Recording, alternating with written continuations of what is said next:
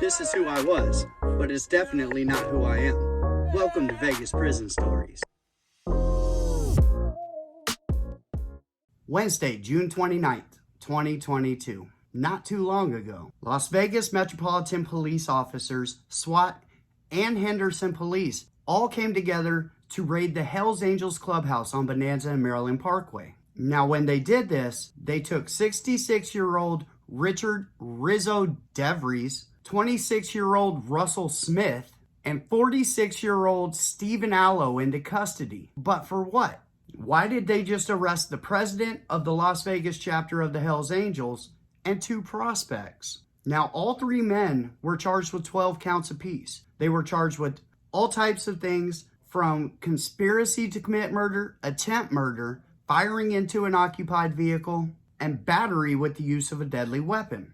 Police allege that these are the men that shot 6 Vagos on the freeway in the middle of the daytime over Memorial Day weekend. So a few months ago in San Bernardino, California, a Vago allegedly killed a Hells Angel.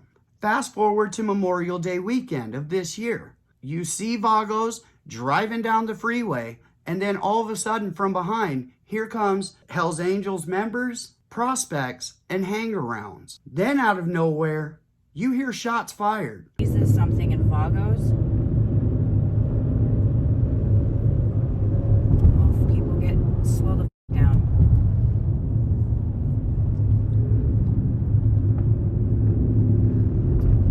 Oh, this is bad. They're shooting. They're shooting. By the time it was all over with, 1 Hells Angel and 6 Vagos were injured, shot in this incident. So the 3 Hells Angels that were arrested on these charges, they were all given $380,000 bail. Then a judge lowers it to $75,000. The men are able to bail out, and then they're set free. So that should be the end of this story, right? It should just be a quick, this is what happened, and that's that. Well, not a chance. That's not how I get down. So the FBI, they received information. When they say things like received information, it makes me a little bit nervous. You don't just receive this kind of information. Basically, the FBI came across information that the Hells Angels had people from out of state that were coming to take care of the witnesses. Now, was that through an informant, through wiretaps? We just won't know until this starts to actually hit trial and discoveries are brought out. Now, about 2 weeks after the shooting, police located 2 abandoned motorcycles by Auto Show Drive. Now, one of these bikes had a bullet hole in it and had blood spatter on it. The temp tag was still left on it. They ran the temp tag. They find out it belongs to Ryan Malasco. Now, he is a known Hells Angel hangaround. He was also the man who got shot in this incident from the Hells Angel side. The other bike, it belonged to Russell Smith, an active Hells Angel prospect. Now, I can't imagine for the life of me why those 2 bikes were left there for 2 weeks after they had been abandoned. You could have sent somebody else to go pick those up. You got to know somebody that owns a tow truck or a tow company. Get those things off the street.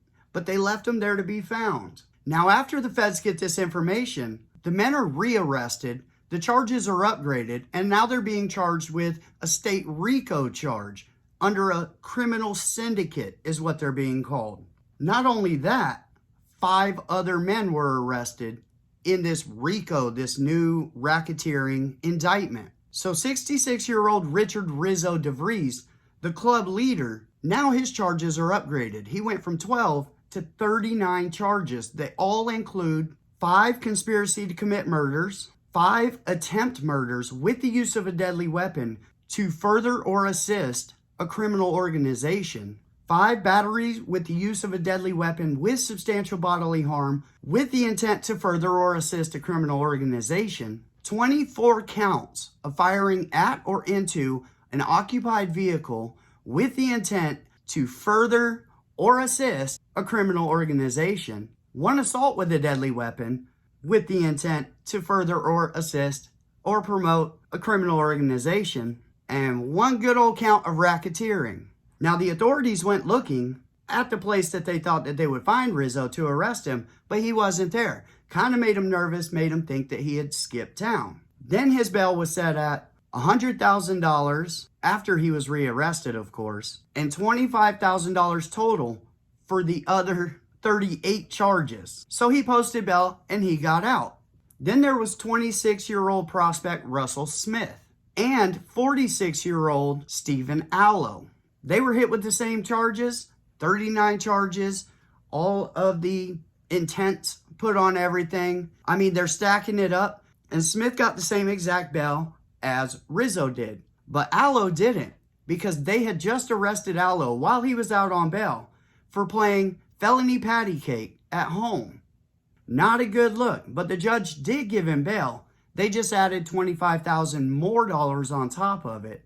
So he's at like $150,000 bond. Now come the 5 others. Now 34-year-old club member, patched member, Cameron Trite, he was charged in this with the same 39 magical counts as the rest, with the intent tag put on each and every one of them. Same bail for him also, $100K plus 25, $125K. Then there's 32-year-old Aaron Chun. Well, you guessed it. They hit him with the same 39 charges, but it's really interesting because his lawyer fought and said there's not a single witness that said that there was an Asian in this shooting. Well, the state wasn't having it, tacked on that same bail, 39 charges, and he's going to have to fight that in court. Now, as for club hangaround Ryan Malasco, the one who got shot, and they found his bike because he left the temp tag, well, he got that magical 39 thrown right at him too. Same bail, everybody's out. Then there's 39-year-old hangaround Ronerick Padilla. Now, for his part in all of this, which seems like maybe he was just the guy who went and picked him up in his girlfriend's car, they gave him 1 count of racketeering and 1 count of accessory to a felony. If he's convicted on that, it'll be a lot like Checkers. You take your 3-4 year sentence, you go do your time, you come out a patched member. I mean, I'm not saying to do that or not do that. It's not looking so bad for this guy because he wasn't actually there when the shooting took place. Now, how did they find out that he was involved? Well, police on a tip went and searched and looked at his girlfriend's car, found ammunition and bloodstains in the car. Then they start running the DNA, and here you are looking at a racketeering charge. Now, his bail, it was only set at $25K, so that's not bad at all.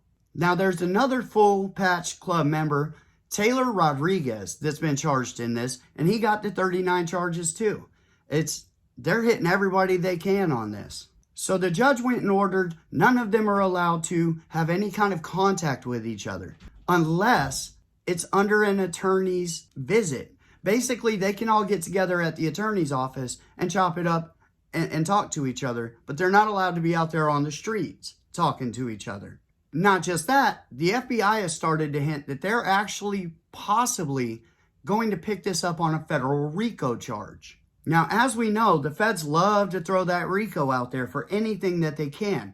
And to be able to get a RICO against these men, I think that they would have to, A, have wiretaps where they heard them over the phone talking about doing any of this, or B, get somebody to flip. Now, the biker community is usually pretty solid, so I'm not going to think that any of the guys in this are going to flip. Maybe one of the hangarounds, but I don't want to throw that out there. There's no proof that anybody's talking at all. Now, so another interesting thing is the prosecutor's fought when it came to bail, saying that they were all flight risk, saying that they were all public dangers, the things that DAs do when they're trying to keep you away forever. And they do this to everybody.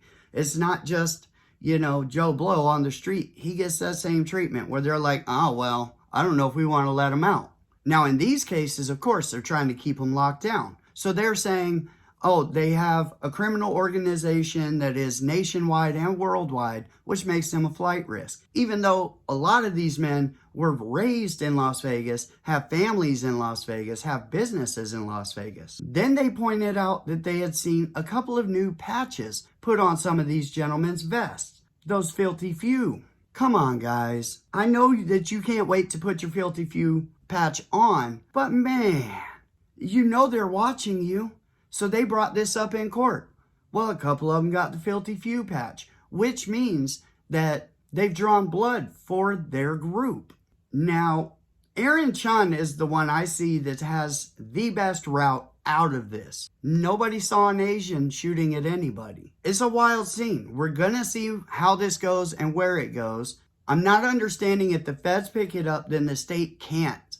The state's gonna have to relinquish the case. We're gonna see how that really goes. I think Clark County is gonna want this for their publicity. Steve Wolfson is gonna use this to say, I crack down hard on criminal organizations. I mean, sure, Steve. As more information comes, as they go to court, right now they have a trial date that's set tentatively in December of this year. We all know that's not going to happen. This trial is not going to happen for at least 1.5 years, 2 years. Everybody has pretty good lawyers, it looks like, from the Hells Angels. It's going to be interesting to see. I could see this going down like the 2019 A-Dub indictment. They overcharged everybody with everything, and then basically they just wanted to get them on probably one charge that has a with the use and one charge racketeering, so that they can give them, anywhere from 3 to 10 years on this. Now, a big question I've heard is, are 1%er motorcycle gangs walking the yard, and how do they program? So yes, I've only seen Hells Angels. The reason? Because only Hells Angels are on the main line. The Mongols, they push up to a different yard. Vagos, same thing. They're not hitting the main line and running around. The Hells Angels program underneath the woods. They are a part of the wood car. And that's just the way it is. No, they're not allowed to recruit in there. The bros ain't going to let that happen by any means. But I have seen some very solid Hells Angels in the penitentiary who have stature when it comes to the wood car. I met a Hells Angel many years ago, Griff. He was my sister's friend. That's a solid individual. I saw him on Southern Desert Yard, and I think that he had gotten the habitual, like 20 to life, the big bitch. Yes, Hells Angels do just fine.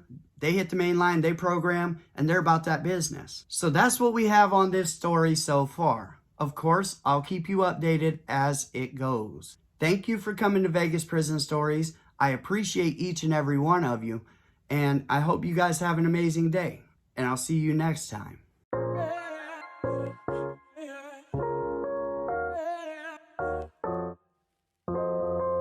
This is who I was, but it's definitely not who I am. Welcome to Vegas Prison Stories. Why would they leave those bikes there? That's the dumbest thing I've ever heard. You could have sent anybody. I get it. Your only hangarounds and prospects were actually involved in this. But Jesus, bro. Send anybody. I know you guys are doing deals with, the Pisces or something like that. Be like, hey, I got these 2 bikes. They need to disappear, man. 2 weeks those bikes sat abandoned. That's crazy. And then the girlfriend's car. This is all evidence that could have been way taken care of. I'm not saying that you should. I'm just saying, wouldn't you even think about it? Anybody who hasn't seen their house too, man, you go down there, it's got its own little different feeling when you're around it. When you go drive by and you see the whole red and white, Them dudes are about their business though. They handled that. They weren't messing around at all. All of a sudden you see that pack go and here they come. Dun dun dun dun, pow pow. They didn't give 2 shits. Middle of the daytime. And they let go. If you heard those pow, pow, pow, pow, pow, pow, pow, pow. Somebody went ham. Them little prospects and hangarounds, man. Looks like everybody needs to be stepping it up as long as they keep their mouth shut. What's my advice? Shut the fuck up. But what do what a wild time. This message is for the NDOC. I know y'all are asking around about me. My answer to that, eat a dick. Eat a dick. That's a fact. That's a fact. Y'all are in trouble too. Boy, y'all getting caught left and right doing stupid stuff now. It ain't like it was 12 years ago the last time I was in there, huh? Yeah, y'all can't just be shooting us now. They got to use beanbags or wooden blocks or something, I heard. Yeah. The wall. Oh, maybe I'll tell the story about the wall. I got to talk and make sure that it's okay, but well, yeah, he just took a deal on that, so I should be able to talk about it, but I'm going to double check, make sure. Boy, the wall. Every wood on the tier caught beanbags that day. Gnarly. All right. I'll see y'all later. Have a good one.